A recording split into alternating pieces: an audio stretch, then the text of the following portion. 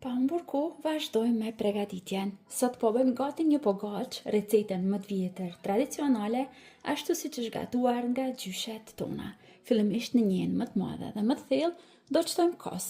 Kos do të përdorim në total 400 ml, por ju lutem bëni kujdes që kosi të jetë në ambient dhume, mos e përdorni asnjëherë direkt nga frigoriferi.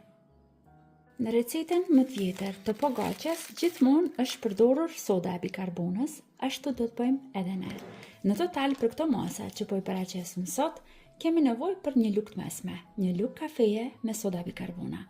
Vazhdojmë e shtojmë direkt tani tek kosi. Vazhdojmë me një herë që të shtojmë edhe krypën, njëjtë edhe kryp do të shtojmë një lugë të mesme. I përzijim mirë që soda e bukës të futet tek kosi dhe të aktivizohet. Duke e përzier, do të vrini se si do të fillon që të aktivizohet më njëherë soda e bukës me kosin. Në këtë mënyrë, rezultati i pogaçes do t'ju del më i mirë. Unë do ndaloj se përzieri dhe ju do të mund që ta vrini edhe vetë. Tani vazhdojmë dhe e shtojmë miellin. Miell do të na duhet diku preferuesisht 500 deri në 600 gram, por si që them gjithmonë, bëni kujdes me miellin. Miellin e shtoni pak nga pak dhe duke e kontrolluar, dhe në këtë mënyrë nuk do ta forconi shumë brumin. Vazhdojmë tani me dorë, duke e ngjeshur, duke e përzier mirë për disa minuta, derisa të formohet një brum i mirë dhe i lemuar. Brumin e kemi gati, e kam ngjeshur dhe e kam punuar mirë për disa minuta, derisa kam fituar një brum kështu mesatarisht të butë. Tani marrim një tepsi për pjekje mesatarisht të madhe dhe brumin që e kemi përgadit, e shtrojmë tani këtu në tepsi. Duart i kam lagur me ujë që mos të më ngjitet brumi për dorë dhe do të vazhdojmë që ta hapim në një madhësi mesatare. Mos e bëni shumë të hollë, që mos t'ju bëhet shumë e hollë pogaça.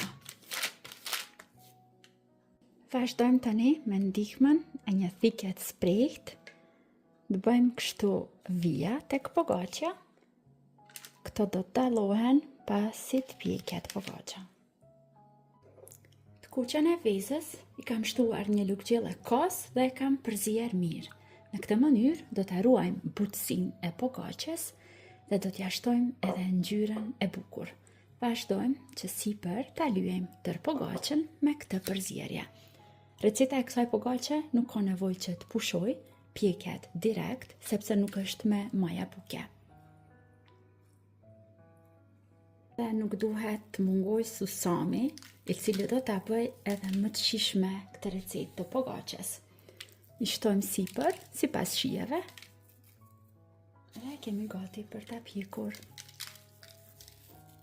Dhe gjithçka që na ka mbet tani është që pogaçen ta pjekim. Fura është e parangruhur në 200 gradë, do ta pjekim ashtu në temperaturë mesatare, diku parafërsisht 25 deri në 30 minuta, derisa të sigurohemi që ka marrë një ngjyrë të bukur pogaçja.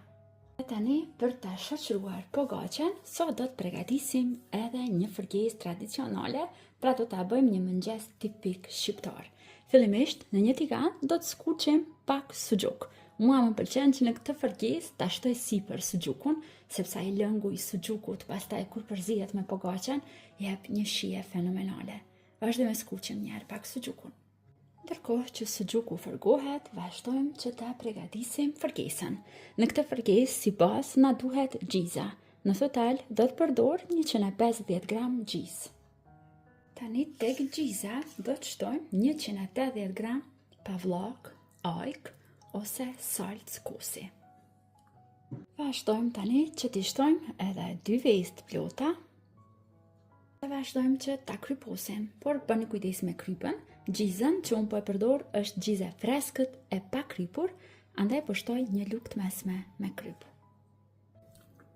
Përzijemi mirë tani që të gjitha produktet që i kemi shtuar brenda të na lidhen dhe të na bëhen bashk. Dhe tani që suxhuku është fërguar, me kujdes e largojmë nga tigani. Dhe me yndyrën që kam mbetur këtu në tigan, do ta fërgojmë fërgisën. Përsierjen që e kemi gati, e shtojmë këtu. Vazhdojmë tani në zjarr mesatar që ta fërgojmë për 5 deri në 6 minuta, derisa të fillon të trashet dhe të formohet një salcë e mirë. Pogaçen e kemi gati, veç sa e kam larguar nga fura, mund ta vreni se sa mirë është pjekur dhe është fryrë dhe aroma në këtë momente është mrekullueshme. E tani marrim një pjatë ku do t'i shërbejmë gjitha. Fillimisht e vendosim gjizën me ajkë dhe me vezë. Përhapim mirë mbi tërë sipërfaqen. Dhe i rendisim sipër pjesët e suxhukut.